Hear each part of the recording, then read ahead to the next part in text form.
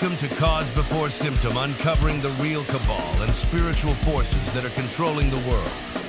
And now, here is your host, James Carner. Welcome to Cause Before Symptom. I'm your host, James Carner. Today is December 12th, 2025, and tonight's episode is all about the devil again. Why Satan just can't show up in court. The hidden law that exposes the image of the beast. Meaning, the devil has to go around God, and the only way he could show up in court is he has to make an image, and that image is going to be, you guessed it, a freaking robot. Believe it or not. Oh my God. Yeah, I got the gods today. I had to go run and check on the gold claim. All day drive, all day long. Yeah, check on it, see if the equipment's still there. And also check on the rising waters because there's apparently a bunch of floods going on in the Pacific Northwest, but it's not where my gold claim is. So thank God. So there you have it. Shout out to everybody on the live chat Rumble. Number one warrior is Scorpion saying, hey, y'all. What's up, Scorp? And number two warrior is Claire saying hi, waving the hand. And number three warrior is Boots Hafner. Boots saying, hello, Pastor James of the Rumble Airway.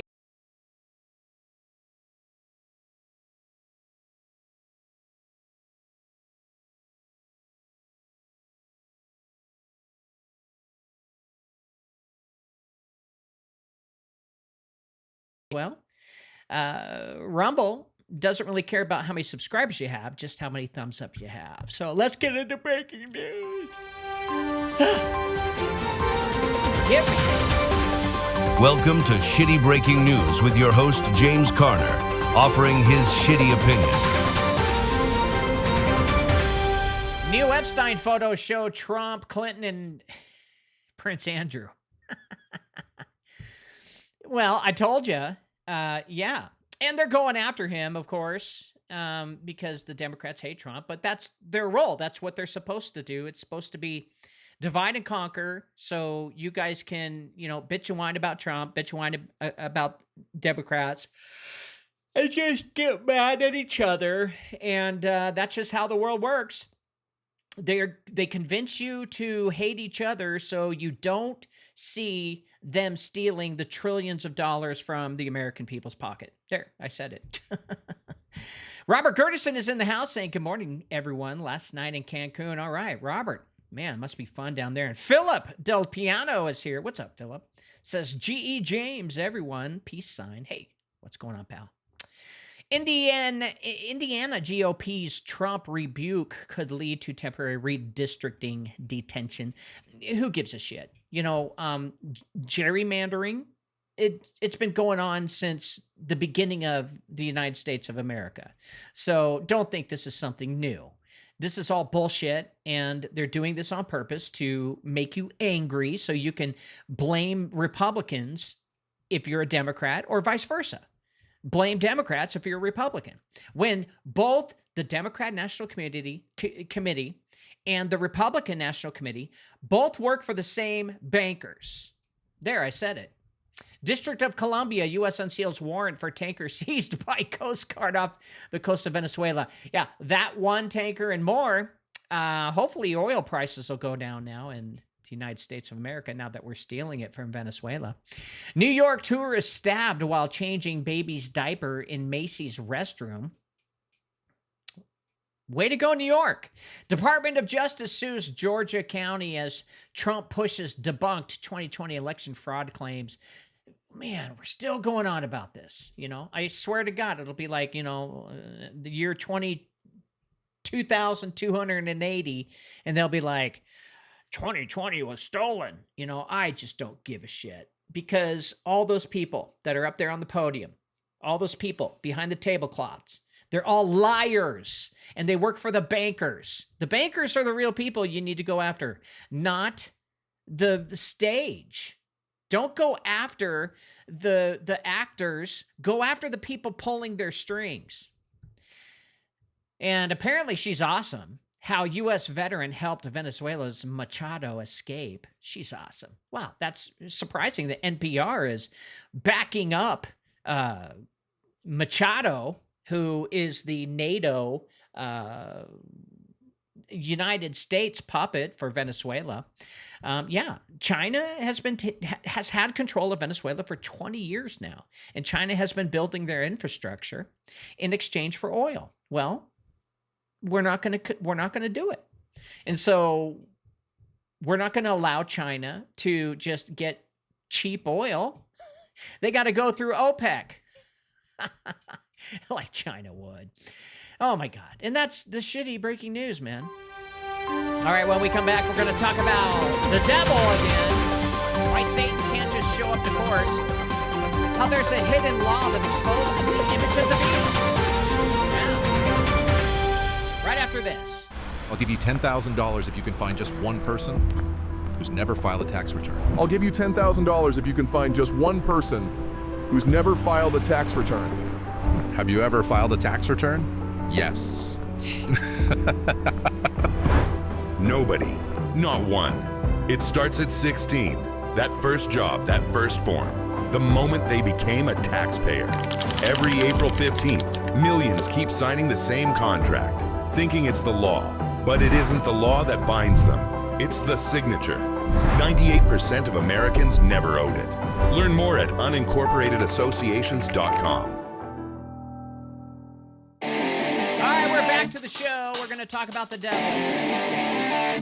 Seems we always talk about the devil. But if you don't know anything about your enemy, you're going to lose to the enemy. And I think it's really important to, one, spread the good news, and two, spread the news about how the devil ruins everyone's day. So here is the anti-proxy courtroom doctrine, why Satan cannot send the image into heaven. Okay, that's what he's going to try to do. That's what the image is all about. That's why he's creating robots. All right. Now, there's a moment in history, and especially the history of the fallen world, when the spiritual war stops being symbolic and actually becomes legal. That's something we've been learning on my show, is that God does everything legally. Okay, he has to do things by the book, lawfully. He can't break his own laws.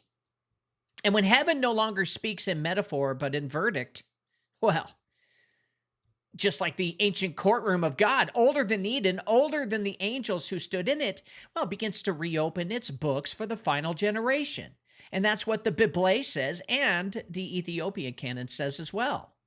Now, for centuries, men have read scripture as if it were just poetry or even philosophy, as if Revelation were theater and Genesis were myth.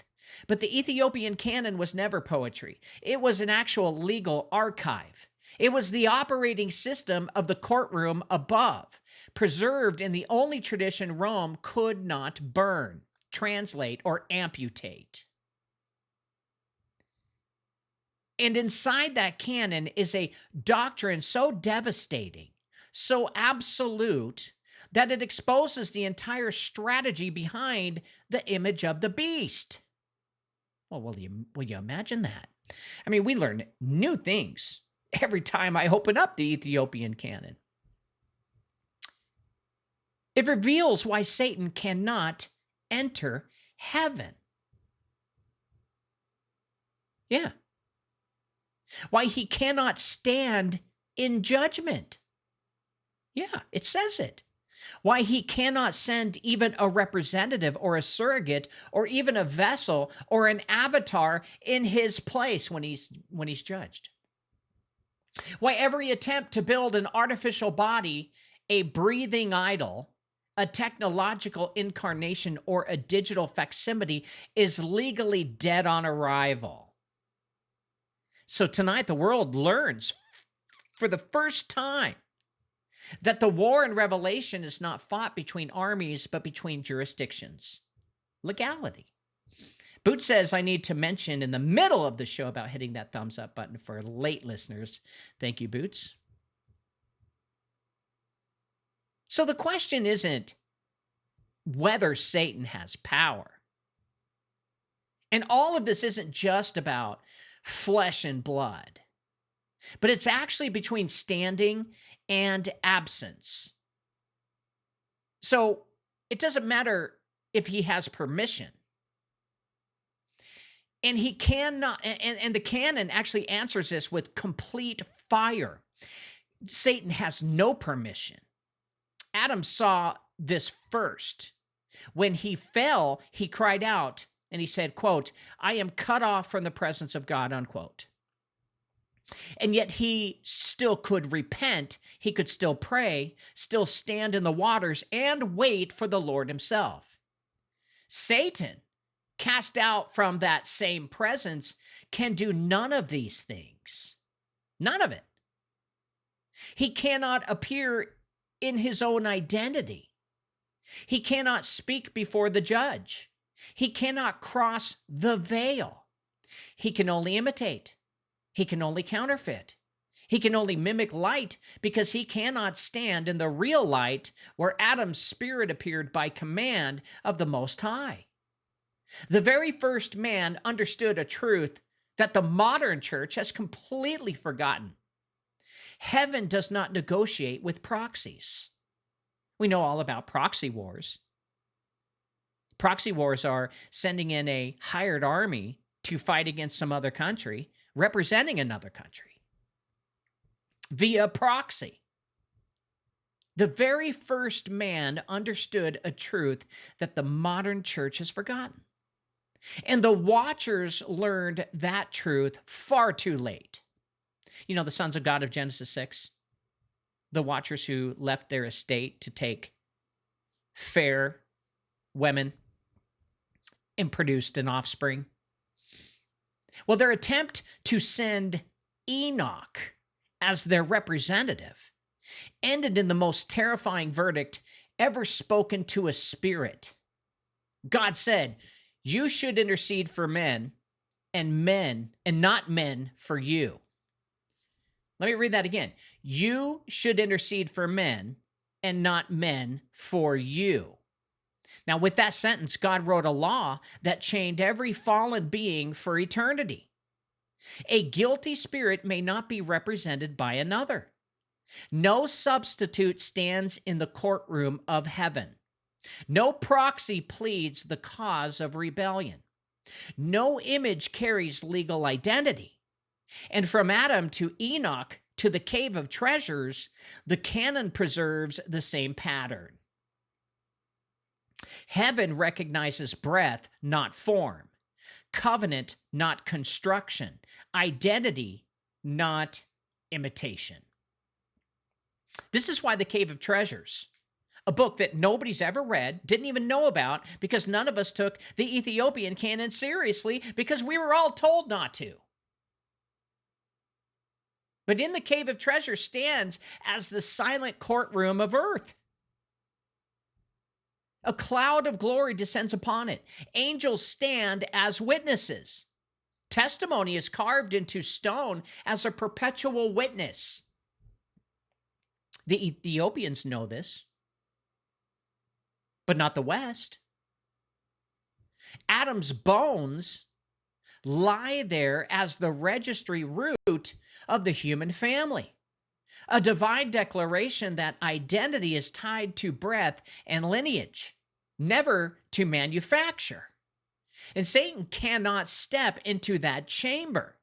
He cannot speak in that light. He cannot touch the stones that bear witness against him. And the canon warns us why. The works of men's hands have no breath, no lineage, no standing, no place in the court. They are dead vessels, no matter how convincing their voice becomes. They cannot cross the veil, and neither can the spirit that empowers them. And so the world now builds what Revelation foretold, an image of the beast, an image to stand in place of. Now you know what the image means. Animated by a dragon that cannot appear before God.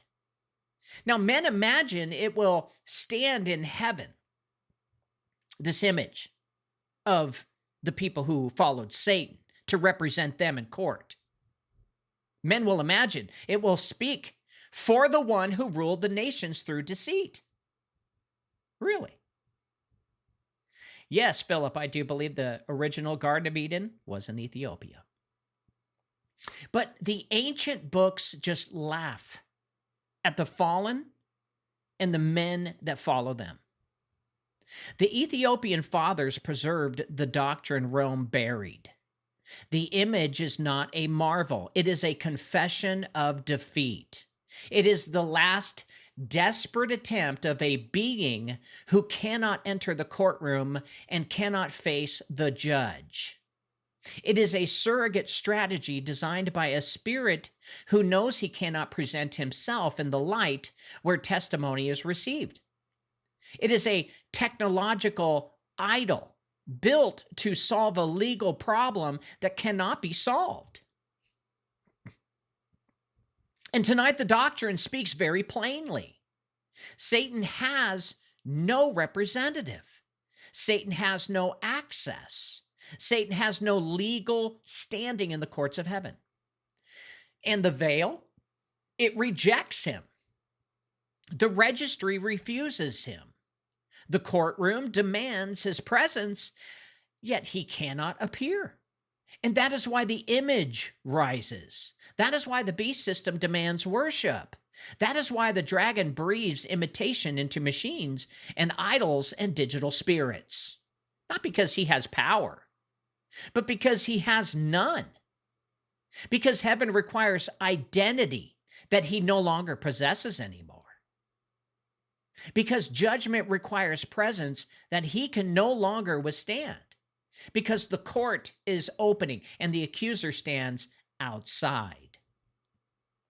And for the first time in history, humanity can see the end of this deception through the eyes of the only canon that preserved the law, the Ethiopian canon. God will not hear the image. God will not accept a proxy. God will not allow a counterfeit presence in his courtroom. The beast system may rise on earth, but in heaven it remains silent. And on that day, when heaven calls the court into session, the dragon will discover that the greatest terror he ever faced was not the saints, nor the angels, nor even the lake of fire itself, but the ancient verdict sealed in Ethiopia long before the world knew what was coming. You shall stand alone.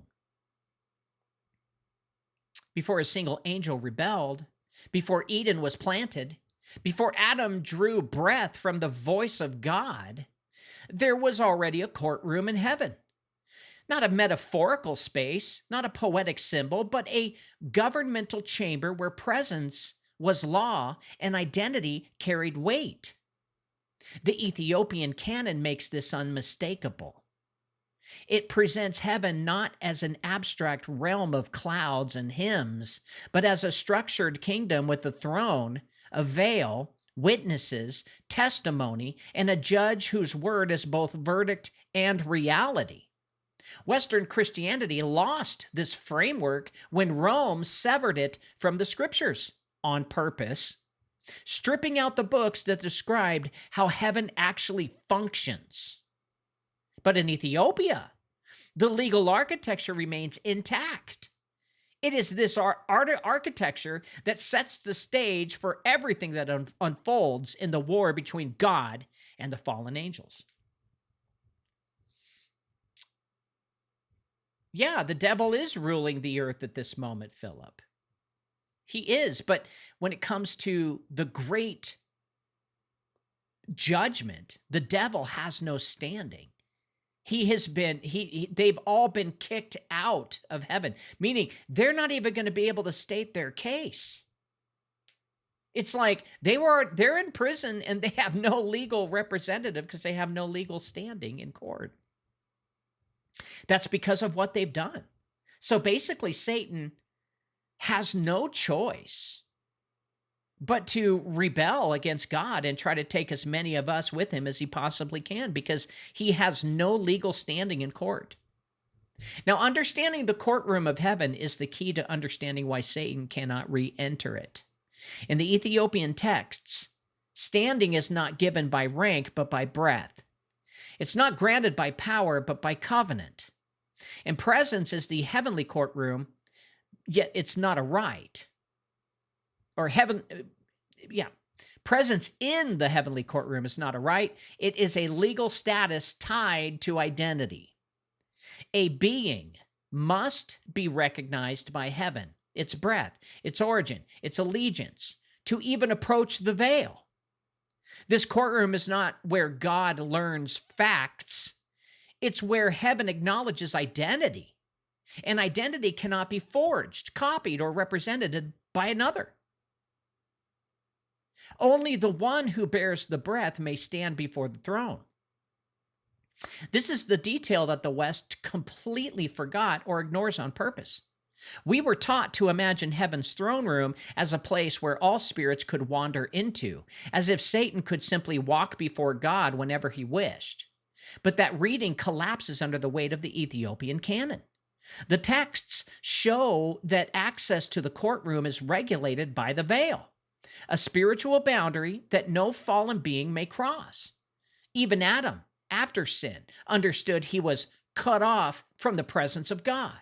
And yet Adam could still pray because his identity remained intact. Satan, on the other hand, is cut off absolutely, with no petition, no restoration, and no permission to stand. This courtroom structure reveals something that the modern world has never understood. Heaven is not merely watching the beast system. Heaven is judging it. And judging requires lawful presence. Judgment requires testimony. Judgment requires standing. And this is where Satan faces his greatest problem. He cannot appear in his own identity. He cannot stand before the judge. He cannot testify or answer the accusations written against him. The courtroom demands his presence, and he cannot give it. That is why the image of the beast exists. And this is also why Satan is trying to steal your identity through digital falsehoods, so that you can stand before God without an identity. This isn't a marvel of supernatural power, but it's a desperate workaround from a being who has lost access to the one place that matters. The forgotten courtroom of heaven exposes the flaw in every satanic plan. It reveals that the battlefield is not technological but legal. And it reveals that Lucifer's downfall was not simply moral but judicial. And it reveals that the final deception of Revelation is not about power but about representation. Satan cannot stand before God. So he builds a surrogate to stand in for him. But the courtroom that existed before time began will not accept surrogates. It demands the identity of the offender. And the moment that the truth is restored, the entire beast system collapses under its own legal impossibility. So this also really backs up the Satan's little season, that after he was released for just a short time, he has no standing whatsoever. And his last-ditch attempt to gather as many people as he possibly can that will go with him to the lake of fire. Now, the first thing the Ethiopian fathers preserved, what Rome tried and failed to erase, is that the breath is not biology. Breath is legal identity. And when Satan fell, God took the breath. Breath is what God recognizes. Breath is what heaven records. Breath is what gives a soul the right to stand before the throne. When Genesis says God breathed into Adam the breath of life, the Western mind reads it as animation, but the Ethiopian canon reads it as authorization.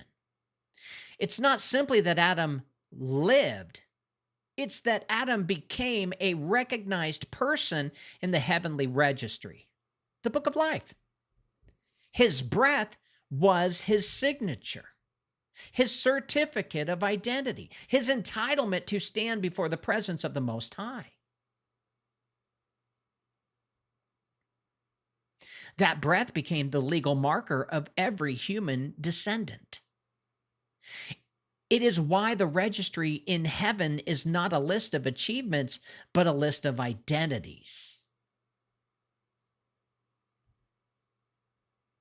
So this truth became inescapable in the cave of treasures. Let's take a step back here because Philip has a really good question. He asks, why would God leave Satan down here with us, his new creation man?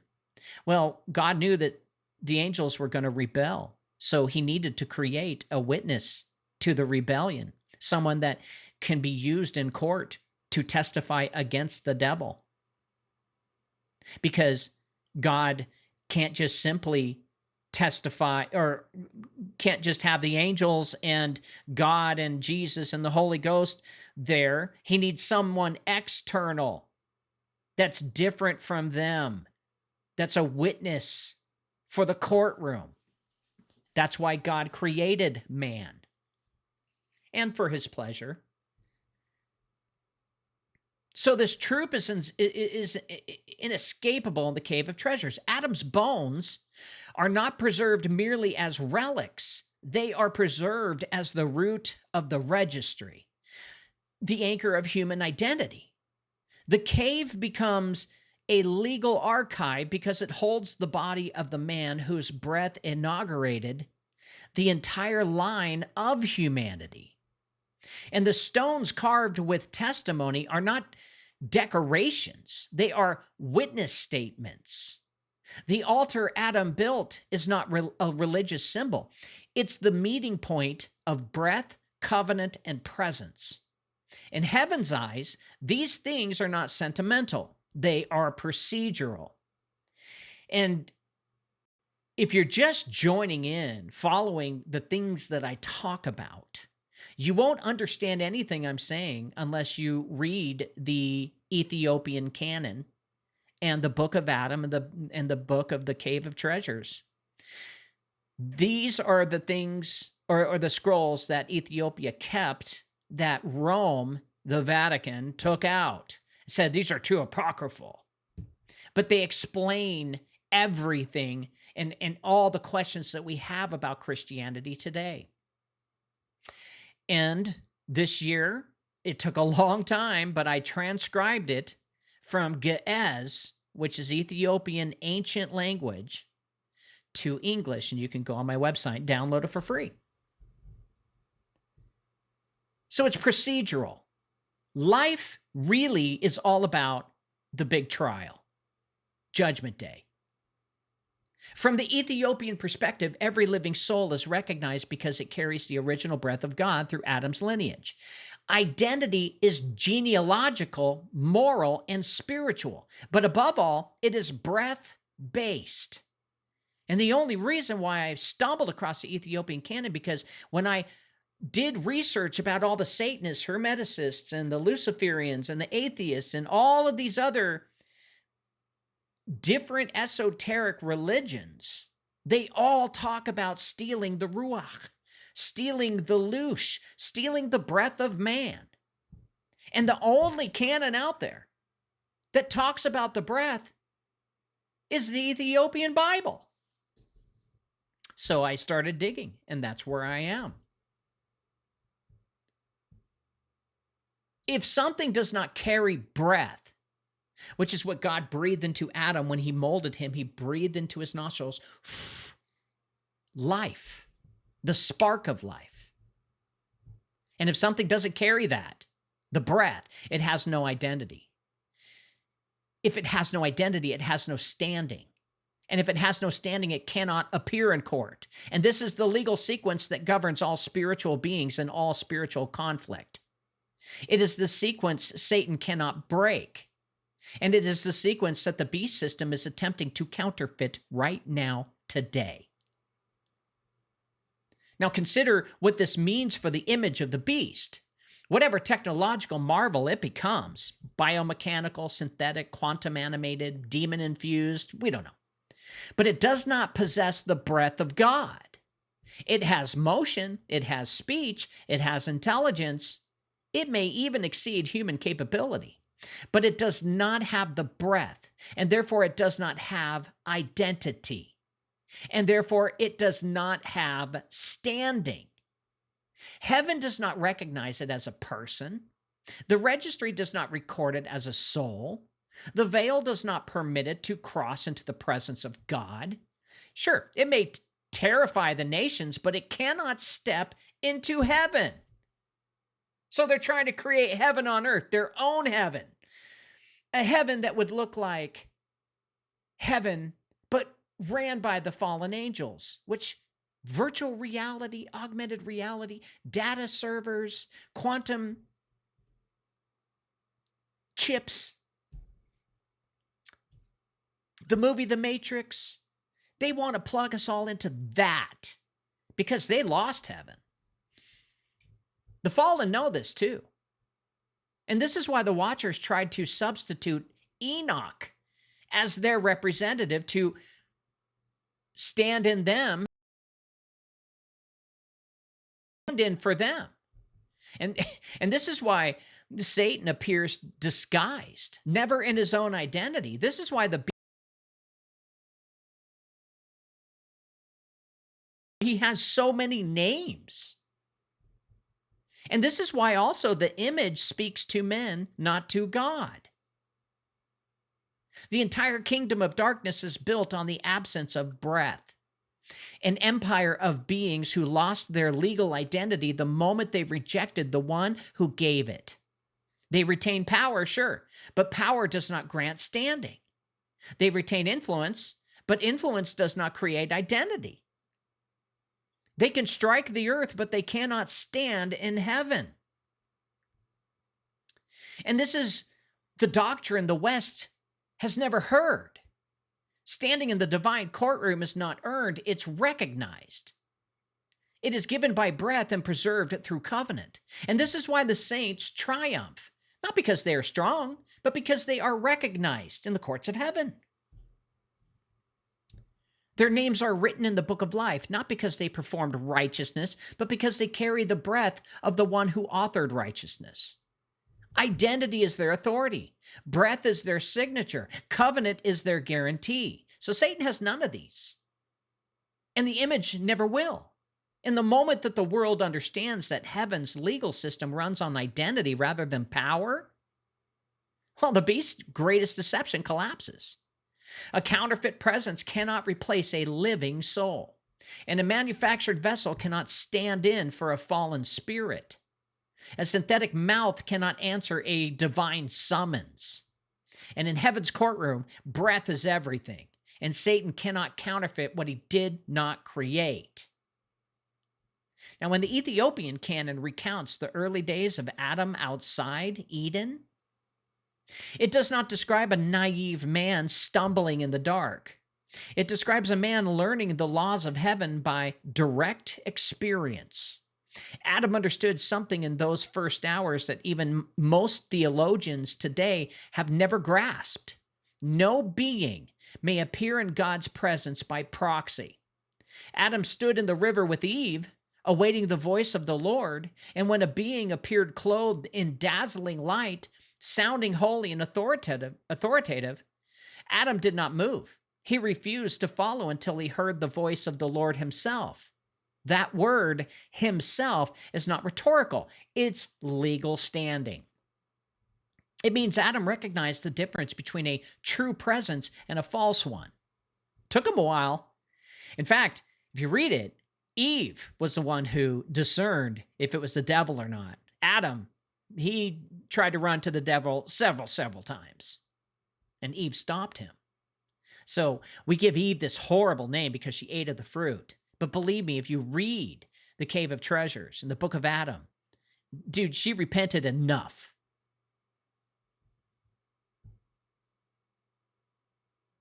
It means Adam understood that a being speaking in God's name is not the same as God speaking in his own identity. And this is the earliest articulation of heaven's no-proxy law. Long before the Watchers rebelled, long before the flood, long before the beast system rises, Adam, the first priest of creation, demonstrated in real time that the judge will only hear the one who bears the identity in question.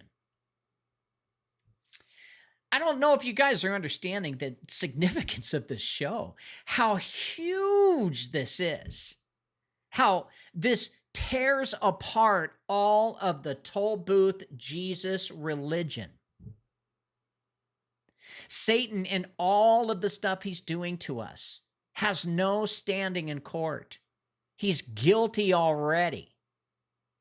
And when it comes time for judgment, he's going to be held. He won't even be in the courtroom. And it'll be the witnesses, those who didn't choose Jesus on earth. They're going to be the witnesses to what Satan did to them on earth. They're going to learn the truth. And then the ones that chose Jesus before the first death, they are going to be the jury.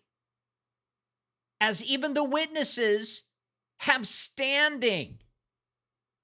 Because the Ethiopian canon said it.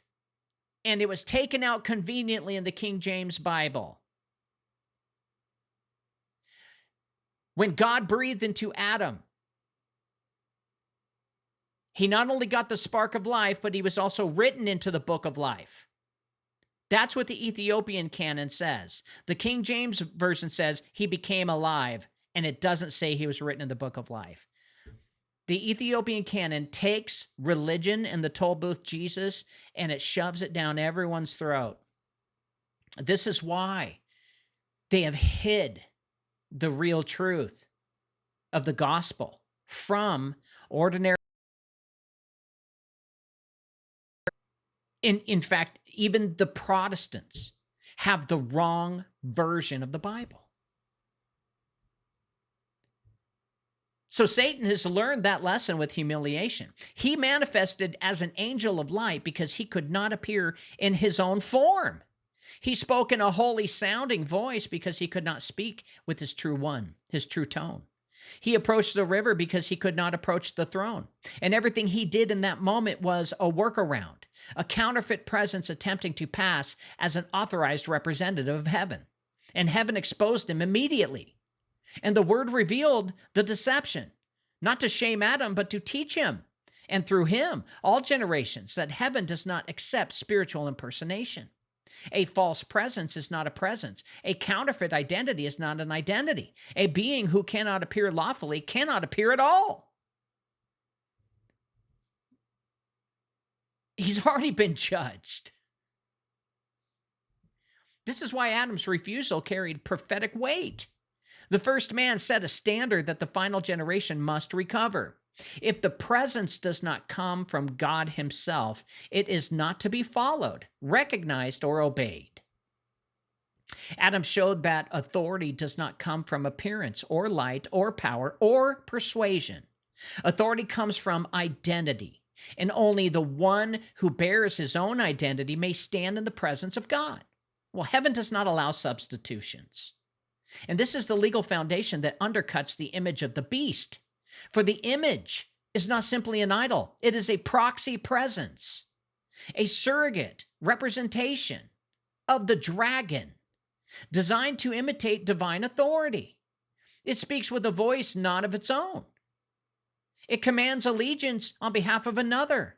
And it attempts to stand in the world as a representative of a spirit who cannot appear. But Adam's story declares the verdict thousands of years ahead of time. If the identity is not authentic, the presence is illegal. If the presence is illegal, the appearance is void. And if the appearance is void, the courtroom will not receive it. You know what that means? It means everything that Satan, if he ever did, trick you into following some other religion other than Christianity. Fault will not be found in you. Because what Satan did in all of his actions was void. The courtroom will not receive it. Meaning, the moment you're born and God breathes into you, the first breath, he did it to Adam, he does it to all of us. Everyone gets that spark of life, according to the Ethiopian canon. And the fallen world may tremble before a technological marvel, and the kings of the earth may bow before an animated image, AI,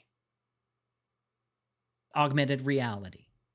And the deceived may hear a voice of power and mistake it for divine authority. But heaven's standard has never changed. Adam learned to discern it at the river. Satan learned to fear it there. And humanity must rediscover it now. Identity cannot be delegated. Presence cannot be transferred. A guilty being must appear in his own form. This is why Satan cannot stand in the courtroom of God, and why the image cannot stand for him. The No-Proxy Law was established at the dawn of human history, and it will be enforced at the end of it. So when the Testament of Adam opens up, it does so with an image that Western theology has almost no framework to understand. Adam's spirit appearing within the light. Not as a ghost, not as a memory, not as an apparition, but within an authorized radiance that only heaven can grant. The text here is explicit that Adam speaks to Seth, quote, within the light by the command of the Most High, unquote. That phrasing is not mystical, it's judicial. It means Adam's presence in that moment is lawful. He has standing. He has recognition. He has been summoned by the judge himself. Now, this is the counterpart to what happened at the river when Satan appeared disguised as an angel of light to Adam and Eve. Satan's light was imitation.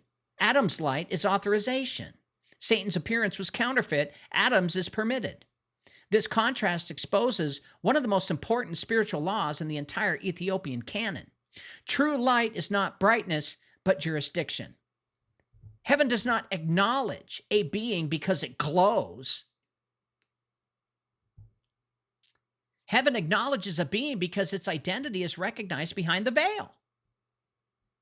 This is why Adam's spirit can appear within the light even after death, while Satan cannot approach that light at all. The light is the courtroom boundary. It's the space of testimony. It's where presence and identity merge into one reality. A being that cannot tolerate that light is a being that lacks standing. A being that must imitate that light is a being that has lost access. The Testament of Adam makes this distinction unmistakable. Adam appears because God commands it. The fallen can only impersonate the form that they once possessed but no longer have the right to bear. The Testament goes further. Adam warns that future generations will build images of glory and worship the works of their hands. Well, this is not simply a condemnation of idolatry. It's a legal indictment.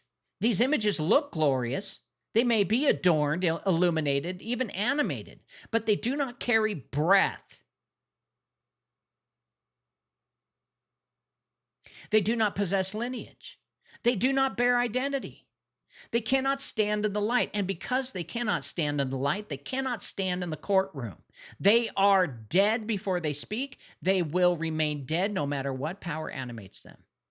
This is the foundation of heaven's refusal to acknowledge the image of the beast. The image may speak, but it is not speaking from identity. It may command, but it's not commanding from authority. It may deceive, but it does not deceive from the light. It stands before men, but it cannot stand before God. So Adam's prophecy exposes the nature of the deception long before John ever wrote Revelation. An image may imitate glory, but imitation glory is not recognized in heaven. Glory is not appearance. It is legitimacy. And this is why the fallen fear the light. The light is not just their enemy. The light is their judge. And the moment they enter it, they're known as they truly are. And they're stripped of every disguise. And the testament of Adam shows that the righteous can appear in the light because their identity is intact. The wicked cannot appear because their identity has been severed from the breath that once gave it life. And the works of their hands, the idols, the images, the vessels, can never appear in the light because they never possessed identity in the first place. In this single Ethiopian text, the entire future of the beast system is completely exposed. Light is not an aesthetic. It's not a symbol of goodness. Light is the courtroom's recognition of lawful presence. If heaven does not command the appearance, the presence is unlawful. And if the presence is unlawful, it is invisible to God's court. And if it is invisible to God's court, it cannot represent anyone, especially the dragon who lost his standing long before Eden's gates were even sealed. Now, if Adam established the pro-proxy law on earth, it was the watchers who attempted to overturn it in heaven. Their downfall did not begin with corruption, it began with litigation. When the watchers realized judgment was approaching, they attempted something no fallen being had ever dared do before. They tried to send a righteous man into heaven to petition on their behalf. That was Enoch. That was a bad idea. Well, their hope was simple. If Enoch, pure, obedient, and favored by God, would intercede for them, perhaps God would accept his presence as a substitute for their own. Perhaps a proxy could erase their guilt. Perhaps representation could replace responsibility. It was the ultimate attempt to bypass divine judgment, divine justice. But heaven's response was not merely a refusal, it was a declaration of cosmic law. When Enoch ascended and delivered their plea, the Most High ruled with devastating clarity, "You should intercede for men, and not men for you." This is the sentence, which is one of the most important legal statements in all of Scripture. Yet the Western canon buried it by removing Enoch from the biblical corpus. The Ethiopian canon preserved it because it's not a myth, it's jurisdiction. It is the codification of a principle that governs every judgment from Eden to Armageddon. The guilty must appear in their own identity. The watchers learned this truth with terror. They were absolutely petrified. If you read Enoch, when they sent it and what Enoch told them later, they were scared. So Enoch was not permitted to stand in for them. Their petition was rejected because it was delivered by the wrong being. And the verdict that followed sealed the legal fate of every fallen spirit from that moment forward. You shall not ascend into heaven ever again. And the door was closed, standing revoked, presence denied. The courtroom officially barred an entire class of beings forever. It wasn't just punishment alone, it was legislation. This ruling defined the spiritual boundary that Satan still lives under today. If the watchers could not be represented by a righteous man, then Satan cannot be represented by a manufactured image. If holy Enoch could not legally stand in for the guilty, then no demon-animated vessel, no breathing idol, no technological avatar, no synthetic body, no AI-possessed construct can ever stand for the dragon.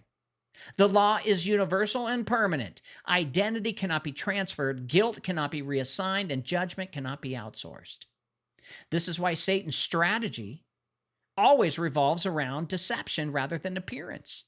He cannot enter the courtroom. He cannot plead his case. He cannot petition for delay, mercy, or exemption. He cannot cross the veil in his own identity. The watchers attempted representation and were denied. Satan watched their defeat and learned that heaven will never hear a proxy's voice, ever. So he looks for another path, not into heaven, but into humanity. He tries to stand before the judge by standing inside a vessel, a movement, a kingdom, a man, or an image. But the law of Enoch stands against him. The guilty spirit must appear as himself, or he cannot appear at all. And this is the origin of the beast's system's desperation. The dynasties of the world are worshiping these idiots. The dragon cannot stand before God, but he can stand before men. He cannot enter heaven, but he can dominate earth, just like Philip was asking. And how does he dominate earth? Easy. He makes a certain group of people give other groups of people power, and they listen to him and they do it. Or like money. No problem. All the people who have money get it from Satan. He's got plenty of men and women on this earth worshiping him and using their funds that Satan gave them in order to prop up whatever thing he wants. But he cannot enter heaven. But he could dominate the earth. And he cannot represent himself in the courtroom, so he builds systems, thrones, and images to represent him on the world stage. But these representations are null in heaven. They're theatrics, not testimony. They're imitation. They're intimidation, not identity. And heaven does not recognize them because heaven already ruled on the matter. No being may assign a proxy to stand in his place. So the watchers tried and failed. Satan will try and fail in the same way. And the image of the beast is nothing more than a reenactment of the watcher's petition, another attempt to send a surrogate into a court that will not receive it. And the moment humanity understands that first Enoch is not mythological but judicial, well, the final deception begins to unravel. The beast rises not because Satan has access, but because Satan has none. And the image speaks on earth only because it will never speak before God. When the Cave of Treasures first appeared, described as a burial site or a shrine, it is described as a place of witness, a chamber where heaven and earth meet under strict jurisdiction. And the text says, a cloud of glory descended upon the place, and that angel stood in brightness above it. This is the language of a courtroom, not a sanctuary.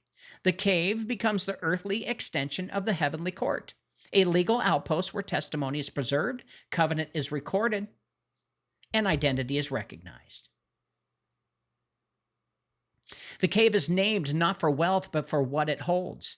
Adam's bones, Eve's bones, and the sacred stones carved with the writings that God commanded to be placed there as a perpetual witness. In heavenly law, a witness is not an observer. It is evidence. And the cave becomes the archive of the human registry because it houses the remains of man whose breath initiated the entire lineage of humanity. Adam's body is the anchor of his identity, and his bones are the foundation of legitimacy. And everything God does with mankind, every covenant, every visitation, every judgment, unfolds against the backdrop of the identity established in Adam. So this is why the cave is guarded by glory. It's not a mystical glow, but it's a legal light. It marks the area as restricted, sanctified, and untouchable by any being that lacks standing. So, if Satan ever finds a cave of treasures, he will never be able to touch it. Neither could any country that doesn't have standing. And the book of Adam even says that the tablets of witness will be found in the end of days when men will no longer believe in God anymore. So the veil is not a curtain. It's the boundary of recognition, and it separates those who may approach and be acknowledged from those who may not.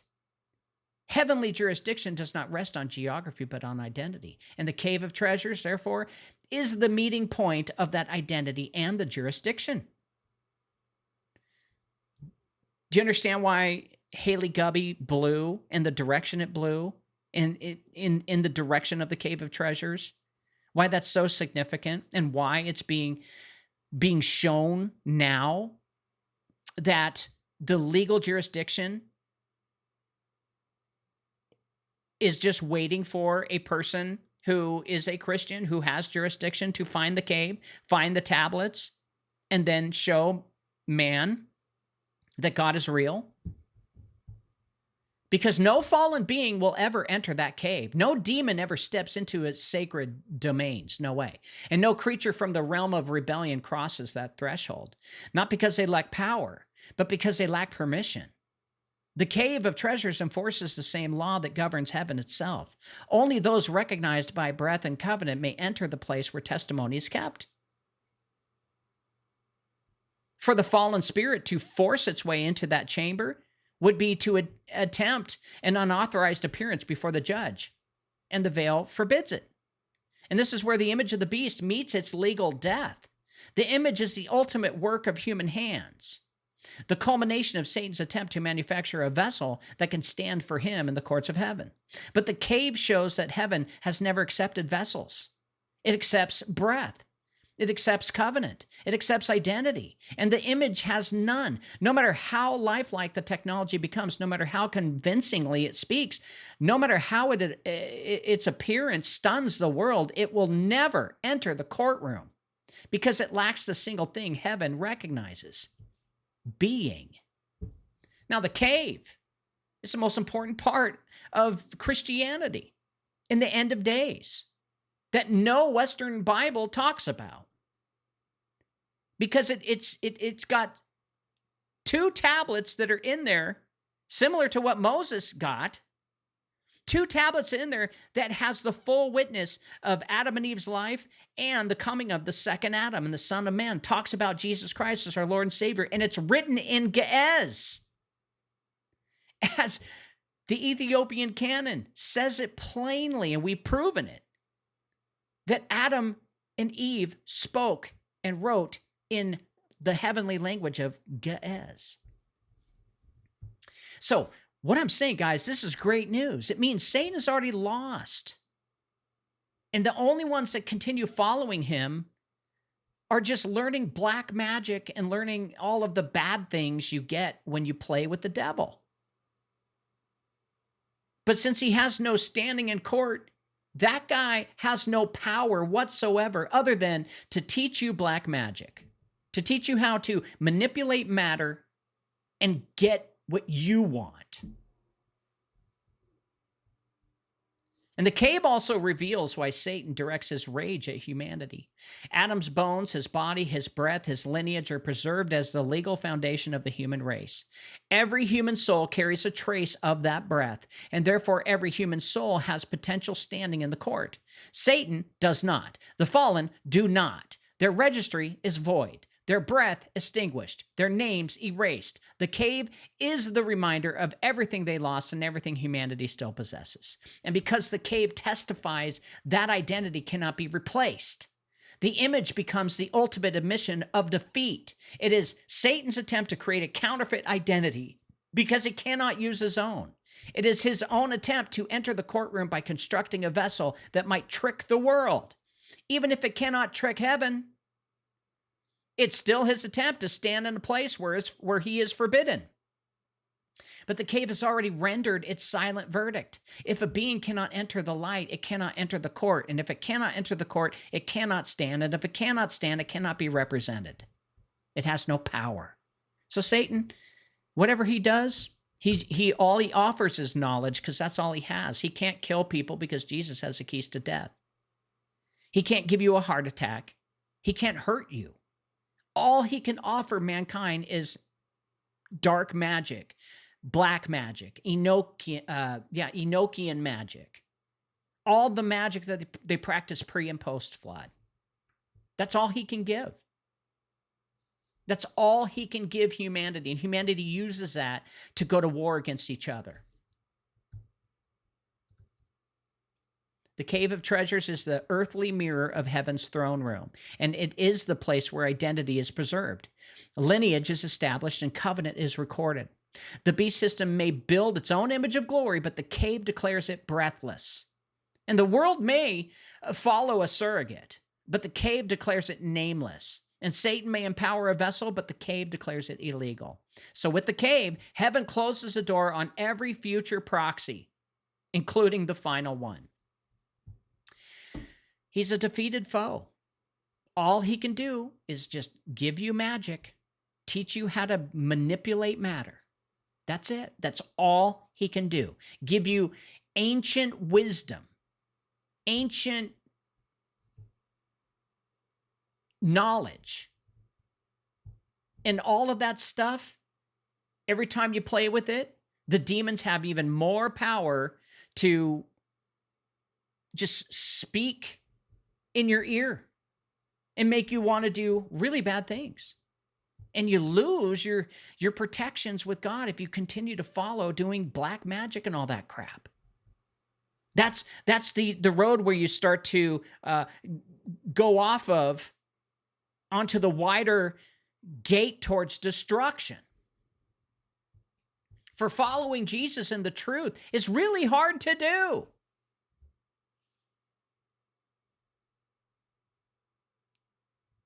The Ethiopian canon does not treat idols as merely sinful objects. It treats them as non-persons, entities that do not possess the one thing heaven requires recognition: breath. Again and again, the Cave of Treasures and the writings surrounding it make the same accusations against the early civilizations that drifted into rebellion. They forgot the Lord and worshiped the works of their hands. Well, to Western ears, this sounds like moral commentary. To Ethiopian theology, it's legal indictment.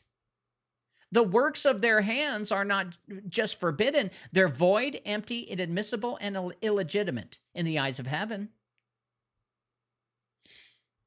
This is because idolatry is not about statues, it is about representation. Idols are attempts to give presence to a being who cannot appear. They are surrogates, avatars, stand-ins. They are bodies without identity, mouths without breath, appearances without origin. They are imitations of living beings, but without the authorization that makes a being recognizable in the courtroom of God. And the canon is unequivocal. No matter how convincing, no matter how adorned, no matter how empowered, an idol is not a person.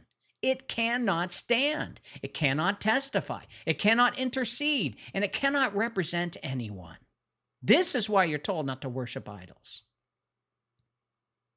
I got to turn the heat down in here now. I put in a new heater, and it's driving me nuts.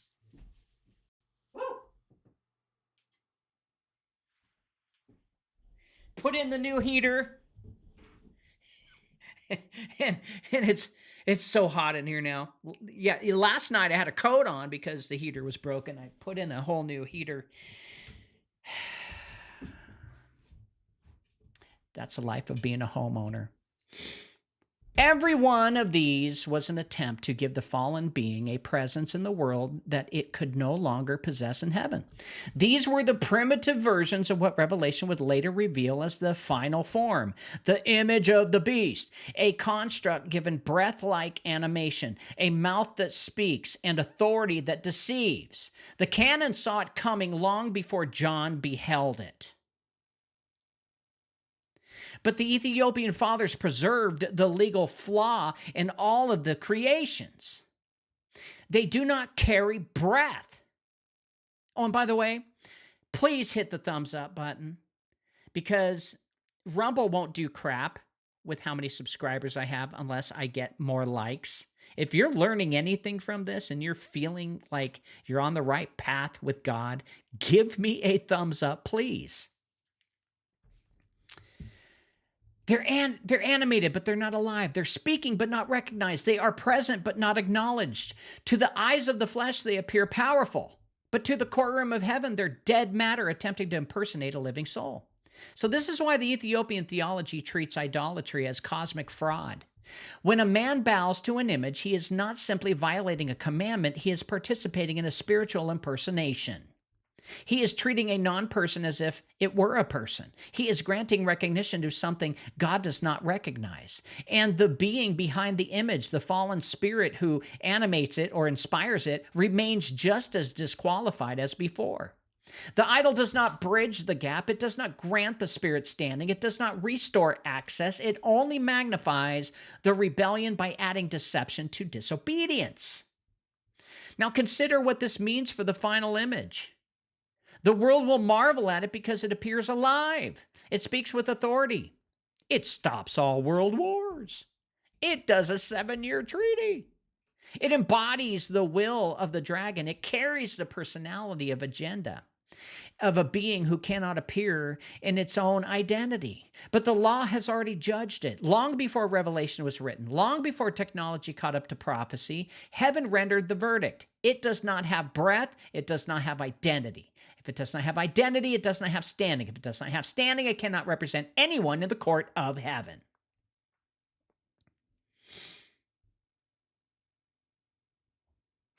Robert Gerderson, I wish I could smash it more than once. Your shoes are enlightening. I love you guys. I'm just so glad you're here with me finding this stuff.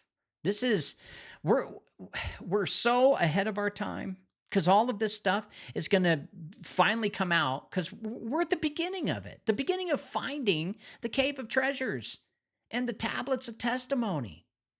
and Adam and Eve and what they went through and what they've learned and who has legal standing and not. It's a wonderful time to be alive. Royal Rumble says, I have to ask, Pastor, is the cross a tool made by the serpent for Christians to worship or idolize? It is a tesseract. You said Jesus died on a dogwood tree. Yeah, he died on a tree. I believe if you're worshiping a cross, you're worshiping an idol. Get rid of your cross necklaces. Get rid of your Christian idolatry. Okay, Jesus paid the price. He's sitting at the right hand of the Father. He doesn't want you to know what he looks like. That's it. So quit trying to picture him in your mind. He doesn't want an image of him at all. It's over. Okay? The devil wants an image. The devil's creating a false image. But the cross is the devil's way of saying, I killed you there. And when Hollywood actors, when they wear the Christian cross, they're not saying, I belong to Jesus Christ. What they're really saying is, I'm satanic and I agree with what the devil did by killing Jesus at the cross. Because that's all they care about, is when Jesus died. They never go into the tomb. You know, if you're a Christian, if you really need an idol to worship, then worship a tomb door that opens. When Jesus resurrected with the keys to death and hell and all of those he set free from hell and Abraham's bosom, that should be, the one idol. But God doesn't want us to have anything. Don't worship anything on earth because you're not going to find him there. He's inside you. The Holy Ghost. Go inside of you. Hopefully that answers your question. The entire deception of the last days hinges on the world accepting a non-person as a person, a vessel as a being. There's now an artificial intelligence program that is running Belarus in Europe. A country, a whole country. A construct of a representative. A dead artifact as a living authority. But the Cave of Treasures rejects all such surrogates. It does not care how advanced the vessel becomes. It does not care how powerful it appears. It does not care how many nations bow to it. The heavenly registry does not record it. The veil does not permit it. The courtroom does not hear it. They have no standing. And this means that the image's greatest achievement, speaking with the voice of the dragon, is also its greatest self-incrimination. For the dragon's voice is the voice of a being who has no standing.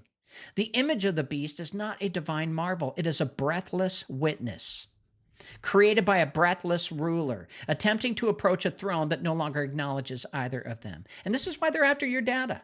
They want to know everything about you so they can give it to the beast, give it to the image of the beast. So the image of the beast can read your mail, can open your letters, can study you and predict your behaviors. Isn't that what God does? Well, that's what they're trying to achieve. Don't give them your data.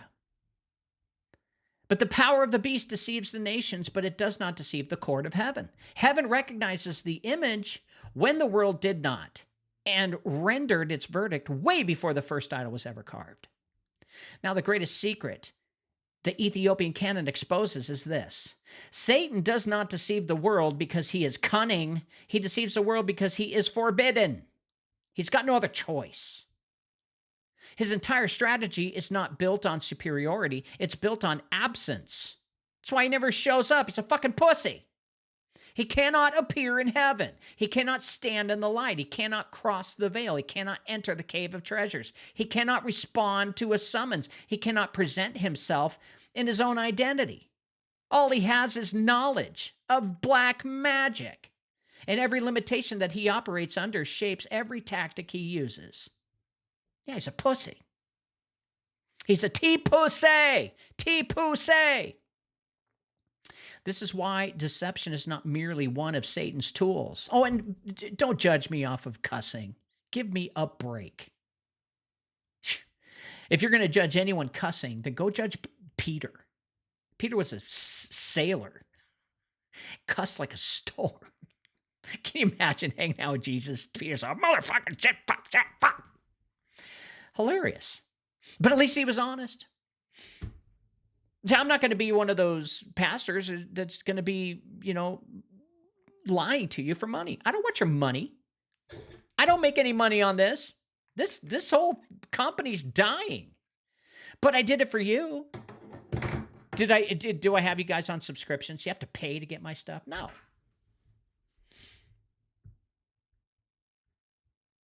This is why the deception is not merely one of Satan's tools. It's his only access point, as deception is how he simulates presence. It's how he imitates authority. It's how he bypasses recognition. He's just a hacker.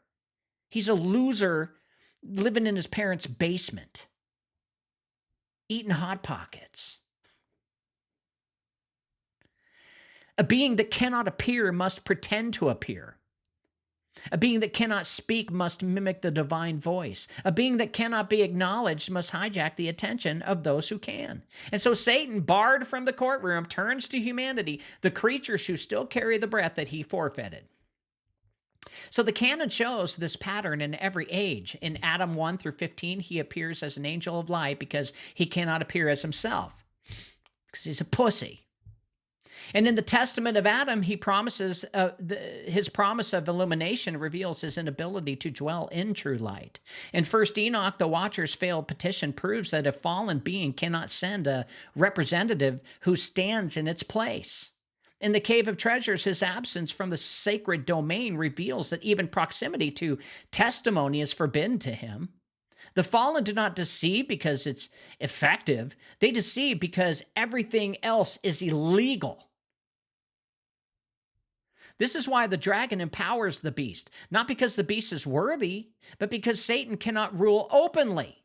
If he revealed himself before the nations, he would be exposed and be disqualified. He must enthrone a man because he cannot hold the throne, and he must animate a system because he cannot administer power. All he has is knowledge. And that's why he always offers it to the secret society, forbidden knowledge, something that you don't know, and just keeps playing with them. And he must work through these type of structures in governments, ideologies, and symbols because he cannot stand as himself without judgment falling instantly. And everything Satan does in Revelation is a workaround, a counterfeit presence replacing a real one. And this is why the image of the beast reemerges or emerges in the final hour. And the image is not a marvel of demonic creativity. It is the confession that the dragon cannot enter the courtroom. It is his attempt to build a vessel that can act with his authority while shielding him from the light he cannot endure. It's his last attempt to mimic incarnation, to simulate presence, to project identity into a realm that will not receive him. But the image exposes him precisely because it exists. A being who could stand in heaven would not need a surrogate on earth. So the world will see the image as a technological breakthrough. Heaven sees it as a legal admission, and it stands before men because it cannot stand before God.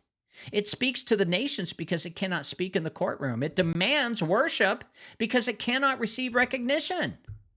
The dragon hides behind the image because he's a pussy. And if he were to stand in the light, his rebellion would be judged immediately. Revelation is not the rise of Satan, it is the exposure of his inability to rise. So quit giving him your power. And this is why the final deception is so seductive. The world confuses presence with spectacle, identity and animation, authority with influence. Humanity sees the image and believes something divine has entered their midst. But heaven sees nothing. To heaven, the image is a noise in the dust, a breathless artifact animated by a breathless spirit attempting to impersonate a divine role for which it was never created. Satan must deceive because he cannot appear. He must imitate because he cannot stand. He must build images because he cannot embody truth. He must speak through vessels because he has no breath of his own.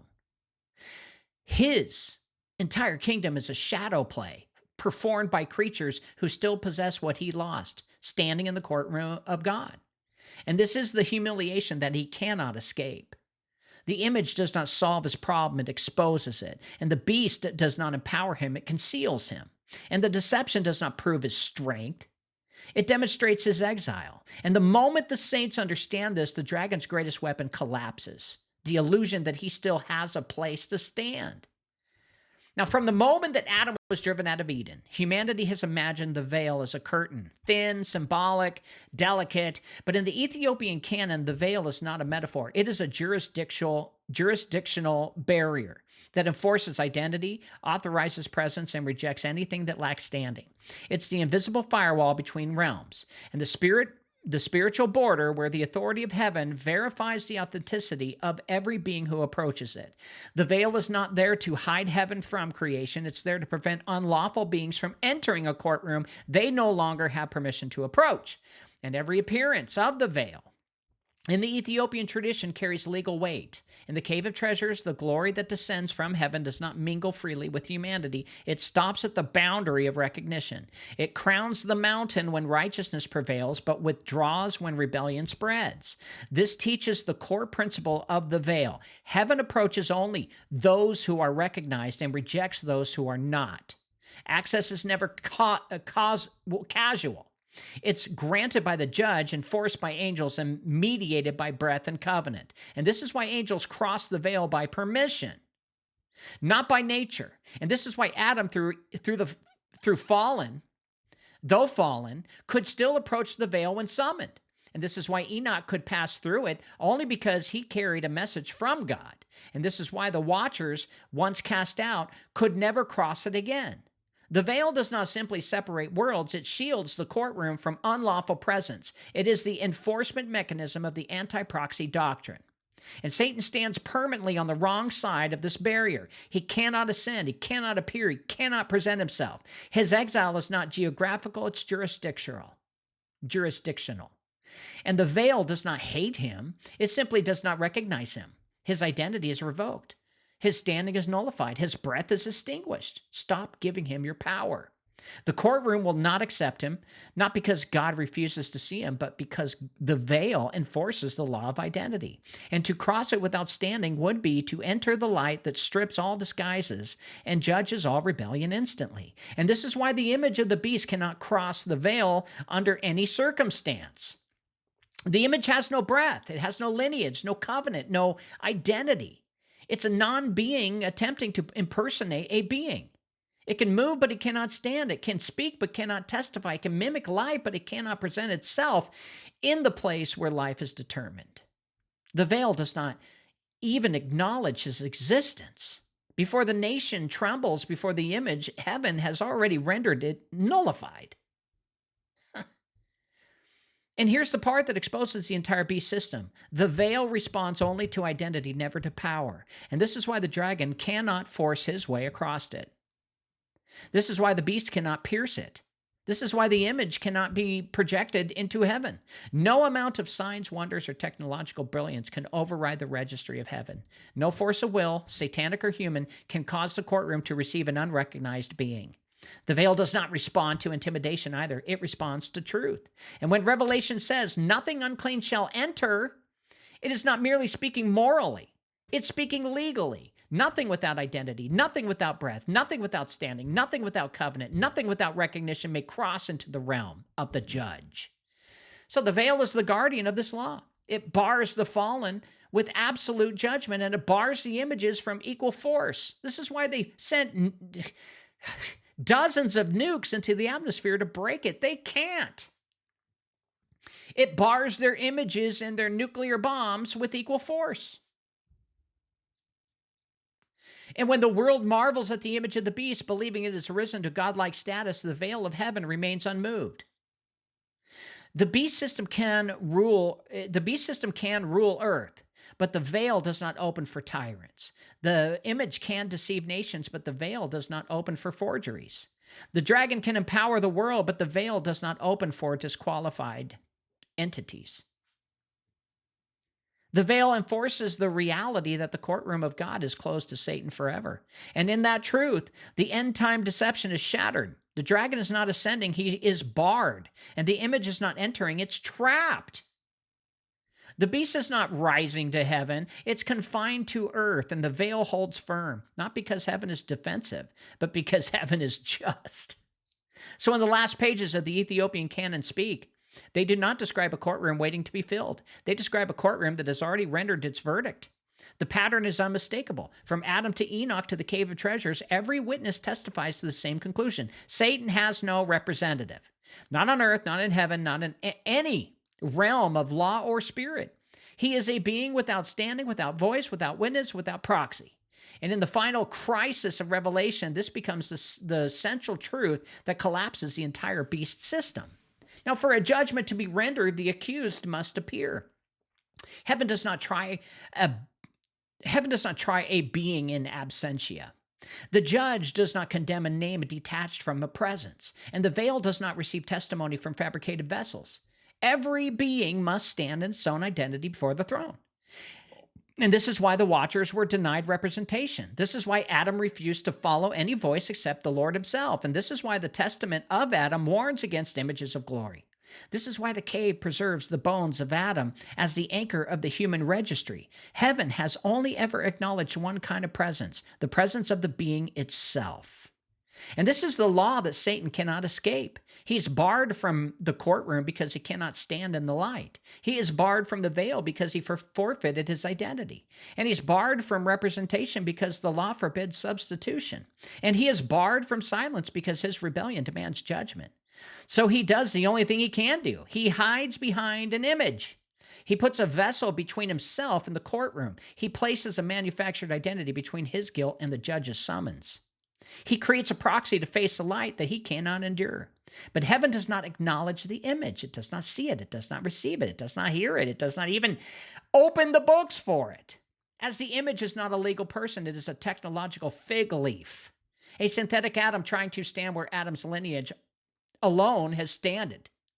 And it is a counterfeit identity attempting to satisfy a divine summons that only the guilty spirit may answer. And so Satan, in his arrogance, reveals his greatest weakness. The courtroom requires him, and he cannot appear. This is the humiliation of the beast system. The dragon rules through surrogates because he cannot rule in truth. The beast speaks with power because the dragon cannot speak in presence. The image opens its mouth because the dragon cannot open his. And when the nations tremble at the signs and wonders, the veil remains completely closed. There's no Dracos coming from the comet getting ready to attack Earth. When the image demands worship, the register remains unchanged. And when the world bows, heaven does not even turn its head. The final crisis of humanity is not about choosing between two supernatural powers. It's about choosing between identity and imitation. And that, I believe, the mark of the beast is going to be. You're going to choose to forfeit your identity as a child of Christ, and you're going to enter into worship with the fallen angels because they're going to, in the end days, reveal themselves. And you're going to choose because they're going to scare you into it.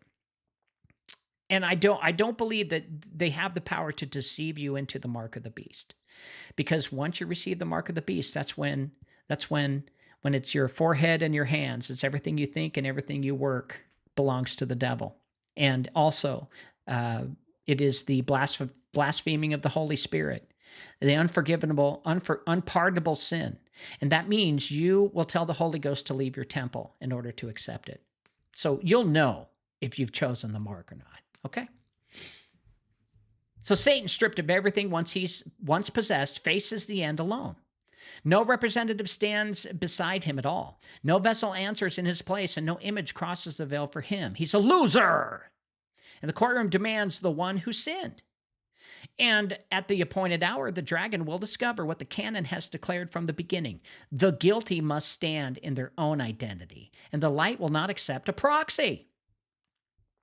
So when all of the evidence is laid before us, to conclude, Adam's refusal of a false presence, Enoch's rejection as a proxy for the guilty, the testament of Adam's definition of true and false light, the cave of treasure standing as the earthly witness chamber where only the word may speak, one truth becomes impossible to escape. The entire beast system is built on a flaw that heaven judged before the world began. So why are you worried about it? Satan is attempting to solve a legal problem with a technological solution. He's attempting to answer a divine summons with an artificial voice. And he's attempting to send a surrogate into a courtroom that will not receive anything but the guilty being himself. The Ethiopian canon, the only unbroken witness to the ancient legal order, shows why this cannot succeed. Heaven does not negotiate identity. It's the book of life, people. Heaven does not accept substitution. Heaven does not allow manufactured vessels to stand in place of living souls. And the veil enforces this law with absolute finality. It receives only those who bear the breath of God, only those who identify, and their identity is rooted in Adam, only those who carry covenant recognition. And everything else, fallen spirits, animated idols, technological images, demonic constructions, all of that remains outside the courtroom as noise without standing. So what are you worried about? This is why the image of the beast rises with such fury and ends in such silence. It's the dragon's last attempt to enter through the back door of heaven. It's the counterfeit incarnation of a spirit who cannot appear in his own identity. It is the technological avatar of a being barred from the courtroom for eternity. And yet for all its power, for all its deception, for all its awe it inspires on earth, the image remains breathless, registryless, nameless, utterly absent before the throne. Good night, Philip. The saints, meanwhile, stand not by might, but by identity. Their triumph is not in their strength, but in their recognition. Their names are not written, or their names are written because they carry the breath that Satan lost. And their intercession is accepted because they appear in their own identity. Their testimony stands because it is rooted in Adam and sealed in Jesus Christ. And the beast system cannot erase this. The image cannot counterfeit it, and Satan cannot overcome it. Heaven's courtroom operates on breath, not spectacle, on identity, not intimidation, on covenant and not deception. And when the final judgment is called, the difference will be unmistakable. Jesus Christ will appear in his own glory. His witness will appear in their own names. The accused will be summoned in his own identity. And he will have no one left to stand for him. The beast will fall. The image will crumble. The dragon will stand alone, without counsel, without surrogate, without presence, without breath, without standing, period. He will face the light that he fled, the court that he avoided, the judge he defiled and defied. And in that moment, the doctrine preserved in Ethiopia will be vindicated before the nations. As no being may appear by proxy, no rebellion may be defended by a substitute, no image may stand in the place of a soul. The courtroom receives only the truth, and the truth is that Satan must face God himself. The law holds, the veil stands, the registry is intact, and the saints will see the victory that was written long before the image ever drew breath. Why do 75% of people feel exhausted all the time? The answer might surprise you. In the 1920s, Standard Oil decided to dive into medicine. They pushed synthetic petroleum into our drugs. Sure, it masked symptoms, but it wrecked our guts. Our good bacteria, which fight off parasites and heavy metals, got wiped out by crude oil. But here's the good news. We can fix this by going back to nature. Introducing Elite Potion, the world's top detox program. It restores your good bacteria by removing toxic threats like aluminum, strontium, barium, and parasites. Imagine feeling energized and alive again. They said there couldn't be a pill that did it all. We invented it. Visit elitepotion.com and reclaim your health from synthetic pharmaceuticals. Your body will thank you. This has been Cause Before Symptom with your host, James Carner. Go to his website, jamescarner.com, and sign up for his newsletter. Also, download his free books on the breath war, the crown of blood, and the ritual machine. Fix your body by buying his award-winning detox formula, removing heavy metals and parasites. You'll feel better and live longer. Go to elitepotion.com. And one more thing, please. Just try and love your neighbor, because if you do, the world would be a better place. See you tomorrow.